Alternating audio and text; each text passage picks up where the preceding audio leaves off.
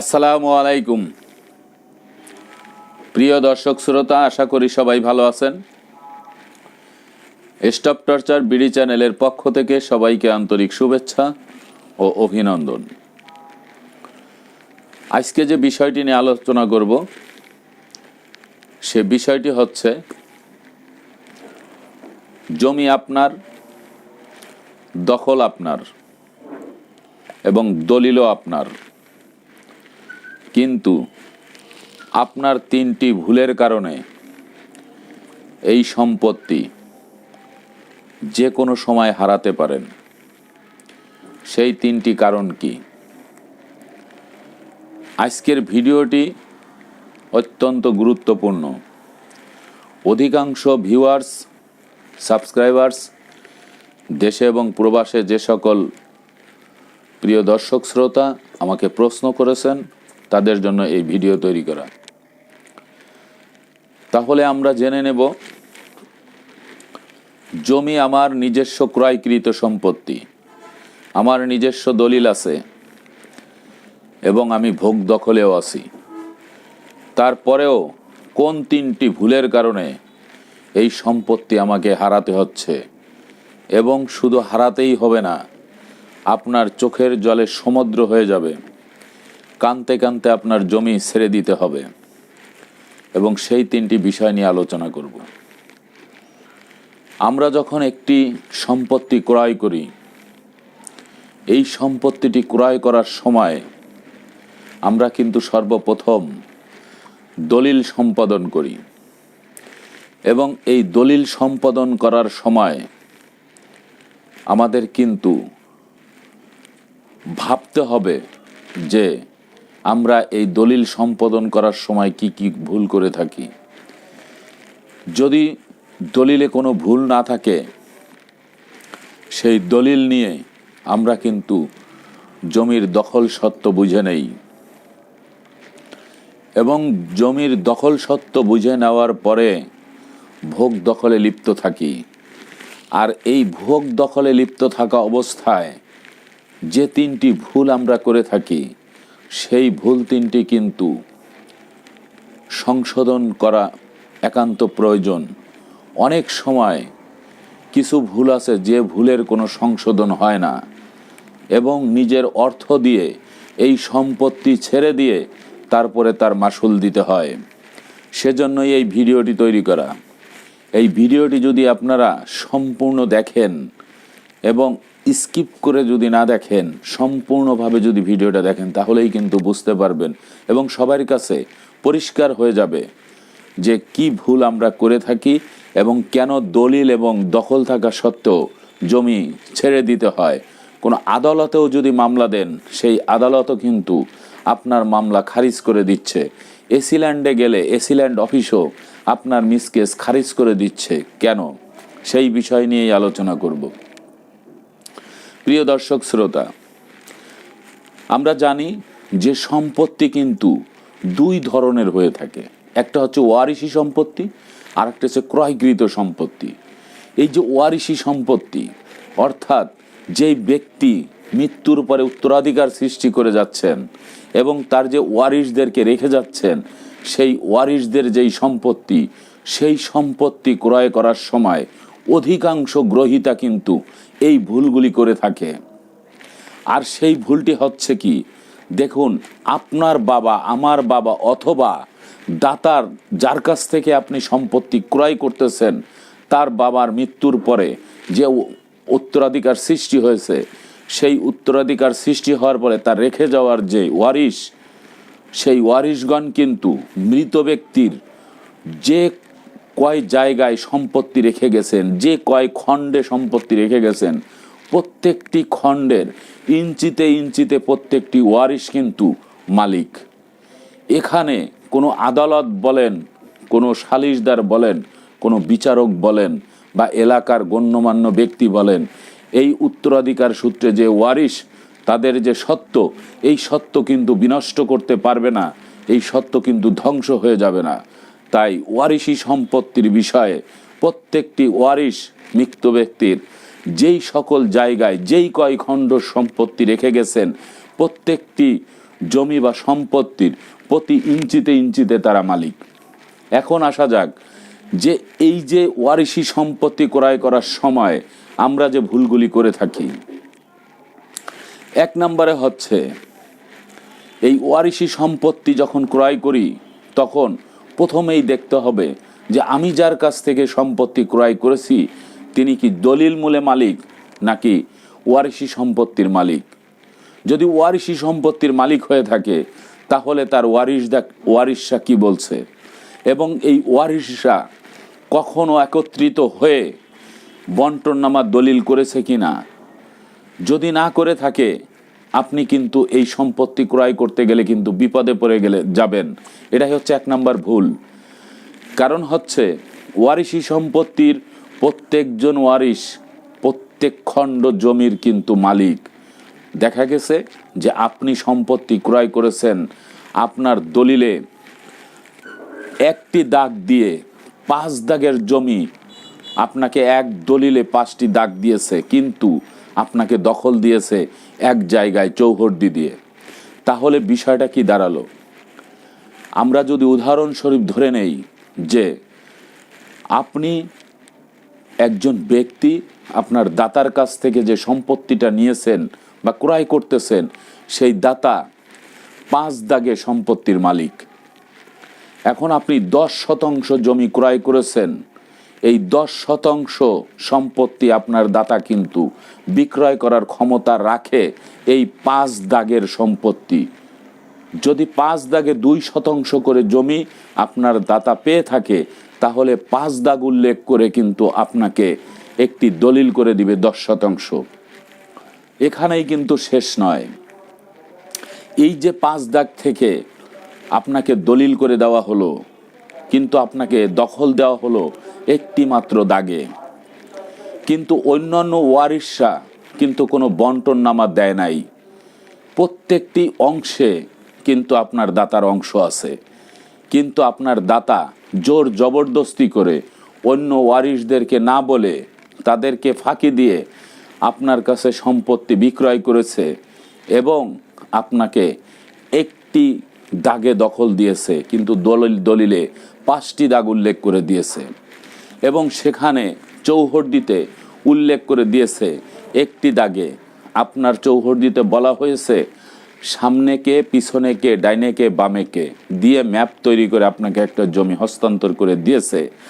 আপনি কিন্তু সেই জমিতে দলিল নিয়ে ভোগ দখলে সুন্দরভাবে বসবাস করতেছেন। কিছুদিন পরে আপনার যে ওয়ারিশরা ছিল আপনার দাতার, সেই ওয়ারিশরা আপনার সম্পত্তি দাবি করে বসবে।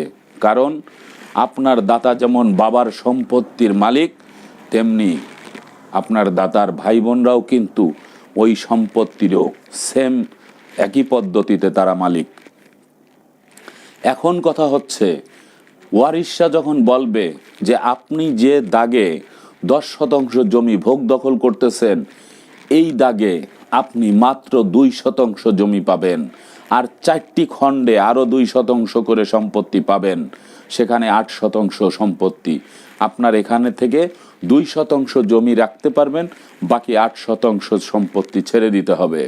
অতএব আপনার সেখানে কিছুই করার নেই, কারণ আপনি যে দাতার কাছ থেকে সম্পত্তি ক্রয় করেছেন তার ওই দাগে সম্পত্তি বিক্রি করার অধিকার মাত্র 2%।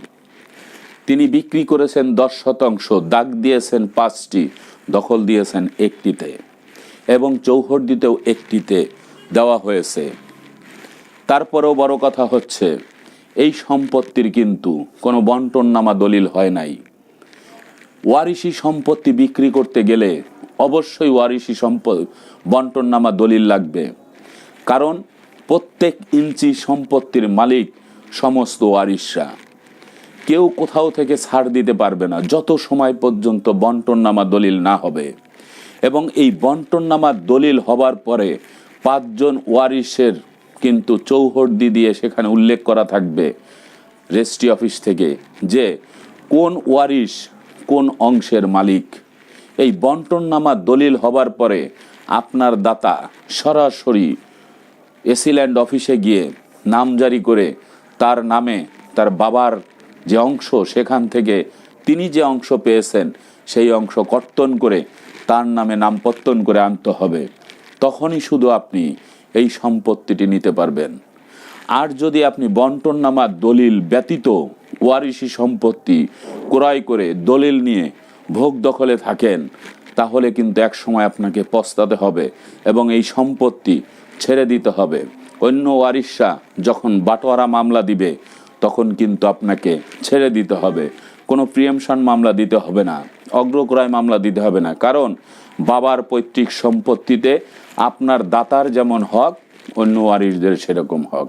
তাই জমি ক্রয় করার সময় এই একটি ভুল হচ্ছে বন্টননামা দলিল, এটি কিন্তু 100% নিতে হবে। দ্বিতীয় নাম্বার ভুল হচ্ছে বন্টননামা দলিলের পরে অবশ্যই আপনার দাতার নামে নামপত্তন বা নামজারি থাকতে হবে। আর নামজারি যখন করতে যাবে তখন কিন্তু রেকর্ডের ভূমি জরিপ খতিয়ানের প্রয়োজন হবে। আমরা ধরে নিলাম দাতার বাবা, তার নামে জরিপ খতিয়ান বা আরএস হোক বিএস হোক তার নামে আছে এবং পূর্বে থেকেই তার কাগজপত্র রেডি আছে। কিন্তু দাতার বাবা মৃত্যুর পরে দাতা যখন ওয়ারিশ, তখন কিন্তু তার সম্পত্তি বাটোয়ার বন্টননামা দলিল করে যখন এসিল্যান্ড অফিসে সেই দলিলের কপি জমা দিয়ে তার নিজের নামে যখন নামজারি করবে, তখন কিন্তু প্রকৃত মালিক তিনি হয়ে যাবেন। কারণ এই সম্পত্তি তার বাবার ছিল, বাবার সম্পত্তি তিনি বিক্রি করতে পারবেন না।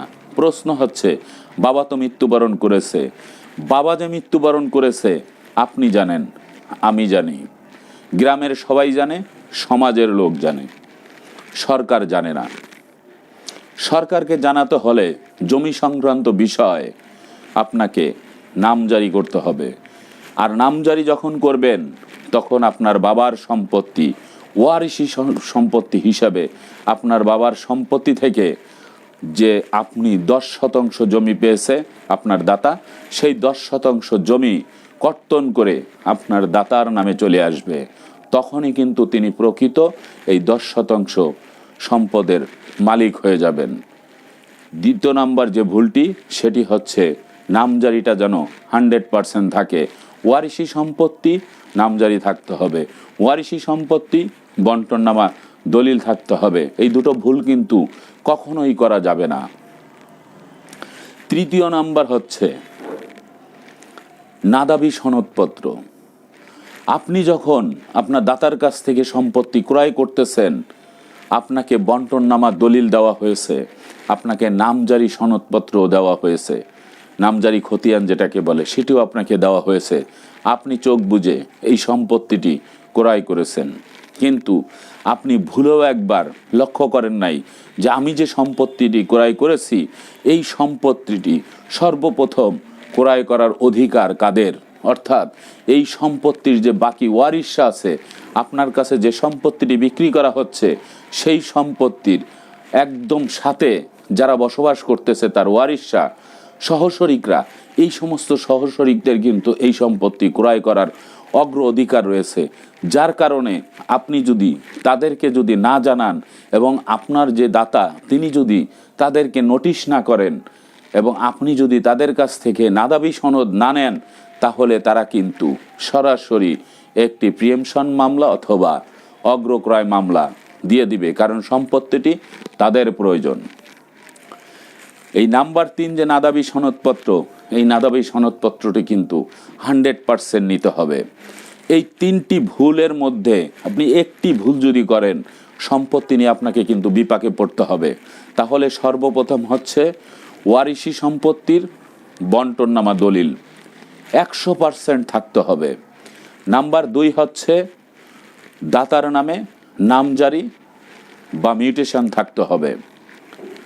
নাম্বার 3 হচ্ছে অন্যান্য ওয়ারিশ যারা আছে তাদের কাছ থেকে নাদাবি সনদপত্র নিতে হবে। এই 3টি ভুল, যে কোনো একটি ভুল যদি আপনি করেন, তাহলেই কিন্তু আপনার সম্পদ অন্যের হাতে চলে যাবে। সে প্রিয়েমশন মামলা দিয়ে নিক আর জোর জবরদস্তি করে নিক। এখন প্রশ্ন আছে, জোর জবরদস্তি করে কিভাবে নেবে? আপনি আপনার দাতার কাছ থেকে সম্পত্তি ক্রয় করেছেন, কিন্তু অন্য ওয়ারিশের সম্পত্তি ক্রয় করেছেন। এখানে আপনার দাতার 10% জমির জমি বিক্রয় করার অধিকার থাকলেও এক দাগে 10% জমি বিক্রয় করার অধিকার নেই। কারণ উদাহরণস্বরূপ যদি রহিম সাহেবের মৃত্যুর পরে 5 সন্তান রেখে গেছে, 5টি পুত্র সন্তান, এই 50% জমি রেখে গেছে, তাহলে সমান ভাগে প্রত্যেক সন্তান 10% জমি পাবে। কিন্তু 5টি দাগে 5টি খণ্ডে এই 50% জমি রেখে গেছে, তাহলে 5টি সন্তানই 5টি খণ্ডে 2% করে সম্পত্তি পাবে। এখন আপনার দাতা 1 খণ্ড জমিতে আপনাকে 10% জমি বিক্রয় করে দিছে। এই যে বিষয়টি, এই বিষয়টি যিনি গ্রহীতা থাকেন তাকেই কিন্তু খতিয়ে দেখতে হয়। যে বিক্রেতা দাতা তিনি কিন্তু খতিয়ে দেখবেন না, তিনি সব কিছুই জানেন যে আমি 10% বিক্রি করে দিছি, অন্যরা 40%-এর মালিক। কিন্তু না, যে কোনো সময় জমির মূল্য বৃদ্ধি পেতে পারে, যে কোনো সময় জমির পাশ দিয়ে সরকারি কোনো স্থাপনা তৈরি হতে পারে, বড় কোনো বিশ্ব রোড তৈরি হতে পারে। যখন জমির মূল্য বেড়ে যাবে, ফরওয়ার্ডে চলে আসবে, তখন অন্য শরিকরা কিন্তু আপনাকে চাপ সৃষ্টি করবে। এই ওয়ারিশি সম্পত্তি যখন ক্রয় করবেন, অবশ্যই অবশ্যই এই 3টি বিষয়ের উপরে লক্ষ্য রাখতে হবে। লক্ষ্য রাখবেন না, নিজে পস্তাবেন, মামলা খাবেন, জমি চলে যাবে, দলিল বাজেয়াপ্ত হয়ে যাবে, আপনি কিন্তু জমি থেকে ওই 2%-এর মালিক থাকবেন, আর অন্য দাগে 2% করে সম্পত্তির মালিক থাকবেন। এক জায়গায় 10% জমি কিন্তু আপনি তখন পাবেন না। দ্বিতীয় নাম্বার হচ্ছে, দলিল মূলে যদি কোনো মালিক থাকে, তার কাছ থেকে যদি জমি আপনি ক্রয় করে থাকেন, অর্থাৎ আপনার দাতা যদি দলিল মূলে বা ক্রয় সূত্রে যদি মালিক হয়ে থাকে, তাহলেও আপনাকে কিন্তু সর্বপ্রথম দেখতে হবে যে দলিল মূলে মালিক হয়েছেন, সেই দলিল মূলে মালিক উনি ঠিক আছে, কিন্তু এই সম্পত্তিটা এজমালি সম্পত্তি বা যৌথ সম্পত্তি কিনা, 3-4 জনে মিলে 1 খণ্ড জমি ক্রয় করেছে কিনা, এই বিষয়টি কিন্তু মাথায় রাখতে হবে। যদি এজমালি সম্পত্তি হয়, তাহলে কিন্তু সহশরিক যিনি আছেন তাকে কিন্তু নোটিশ করতে হবে, তার কাছ থেকেও কিন্তু নাদাবি সনদ নিতে হবে এবং বন্টননামা দলিল নিতে হবে। বিষয়টা কিন্তু ভাবার, কারণ এজমালি সম্পত্তি আমরা ধরে নিলাম যে 3 বন্ধু মিলে 1 বিঘা সম্পত্তি ক্রয় করেছে। এখন এক বন্ধু তার সম্পদ বিক্রি করে দিবে। এই যে যৌথ সম্পত্তি এক দলিলে, এটা যখন তিনি বিক্রি করতে যাবে, তখন কিন্তু তার বন্টননামা দলিল লাগবে। আর এই বন্টননামা দলিল নিয়ে তাকেও কিন্তু তার নামে নামজারি করতে হবে। মোট সম্পত্তি থেকে কর্তন করে তার অংশ আলাদা করে তারপরে কিন্তু তার এই সম্পত্তিটা বিক্রি করতে হবে। আর বিক্রি করার সময় গ্রহীতা কিন্তু 100% এই যে বাকি যে 2 জন শরিক রয়েছে তাদের কাছ থেকে নাদাবি সনদপত্র নিতে হবে। এইভাবে যদি নেন, তাহলে কিন্তু কোনো সমস্যা হবে না। না হলে আপনি যদি চুপে চুপে যদি এই সম্পত্তি ক্রয় করেন, তাহলে কিন্তু আপনি ধরা খেয়ে যাবেন এবং আপনার নামে কিন্তু প্রিএমশন মামলা হবে, অথবা আপনাকে জমিতে কিন্তু দখলে যেতে দিবে না। তাই অর্থ দিয়ে সম্পত্তি ক্রয় করে বেআইনিভাবে কাজ করে চুপ করে বসে থাকা যাবে না। অনেকে প্রশ্ন করে যে এই আমি দখলে আছি, আমি দলিল আছে আমার, তামাদি আইনের 28 ধারায় 12 বছর পর্যন্ত দখলে থাকলে সেই সম্পত্তি দেওয়া লাগে না সব কিছু। কিন্তু আমার প্রশ্ন হচ্ছে, গোড়ায় গণ্ডগোল না রেখে প্রথম থেকেই যদি সচেতনভাবে 1 খণ্ড জমি ক্রয় করেন, সেক্ষেত্রে কিন্তু আপনার তামাদি আইন বলেন আর সুনির্দিষ্ট প্রতিকার আইন বলেন আর বাটোয়ারা মামলা বলেন, কোনো কিছুই আপনার লাগবে না।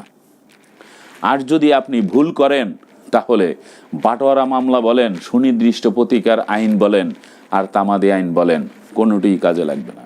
সব কিছুতে আপনি ধরা খেয়ে যাবেন। তাই আপনি যখন সম্পত্তি ক্রয় করবেন, অবশ্যই অবশ্যই আপনি দলিল সূত্রে যারা মালিক, ক্রয় সূত্রে মালিক, তাদের কাছ থেকেও এই এজমালি সম্পত্তির যারা, তাদের কাছ থেকে সম্পত্তি নিতে গেলে ঠিক আপনাকে এই বন্টননামা দলিল, নামজারি খতিয়ান এবং নাদাবি সনদ, এই 3টে কিন্তু 100% নিতে হবে। আর ওয়ারিশি সম্পত্তি যদি নেন, সেম ওয়ারিশি সম্পত্তিও কিন্তু আপনাকে নিতে হবে। এখন কথা হচ্ছে, আপনাকে কি শুধু ওয়ারিশরাই ধরবে? আপনাকে কি শুধু এজমালি সম্পত্তির সহশরিকরাই ধরবে? না, আপনাকে সরকারও ধরবে। কেন সরকার ধরবে? সরকার সব সময় চায় যে যেখানে যে অবস্থায় আছে, অর্থাৎ আইন যেটা চাচ্ছে, যে যেখানে যে অবস্থায় আছে সে সেইখানে সেই অবস্থায় শান্তিতে থাক। কিন্তু সরকার কি চাচ্ছে? সরকার চাচ্ছে সম্পত্তিটি কার কাছে, কতটুক সম্পত্তি, সম্পত্তির পরিমাণ কি, সম্পত্তির শ্রেণী কি, ওখান থেকে কত টাকা রাজস্ব বা খাজনা আসবে, এই সকল বিষয় জানার জন্য কিন্তু রেকর্ড খতিয়ান এবং নামজারি খতিয়ান, আপনি যখনই নামজারি খতিয়ান আপনি নামজারি করতে যাবেন তখনই কিন্তু আপনার রেকর্ড খতিয়ান ধরে টান দিবে। আমি ধরে নিলাম আপনাদের রেকর্ড খতিয়ান সব কিছু ঠিক আছে, কিন্তু নামজারি যখন করতে যাবেন তখনই কিন্তু আপনাকে বন্টননামা দলিল দিতে হবে। নচেত আপনি যদি ঘুষ দিয়ে, দুর্নীতি করে এবং বিভিন্ন সিন্ডিকেটের মাধ্যমে যদি আপনি নামজারি করে নিয়ে আসেন নিজের নামে, তাতেও কিন্তু আপনি শান্তি বা রেহাই পাবেন না। কারণ মিসকেসের সিস্টেম আছে। যখন আপনার সহশরিক এই বিষয়টি জানতে পারবেন তখনই কিন্তু মিসকেস দিয়ে তাদের কাগজপত্র যখন সাবমিট করবে তখন কিন্তু আপনার নামজারি খারিজ হয়ে যাবে। তো প্রিয় দর্শক শ্রোতা, আমাদের এই চ্যানেলটি যারা ইতিপূর্বে সাবস্ক্রাইব করেছেন তাদেরকে অসংখ্য ধন্যবাদ।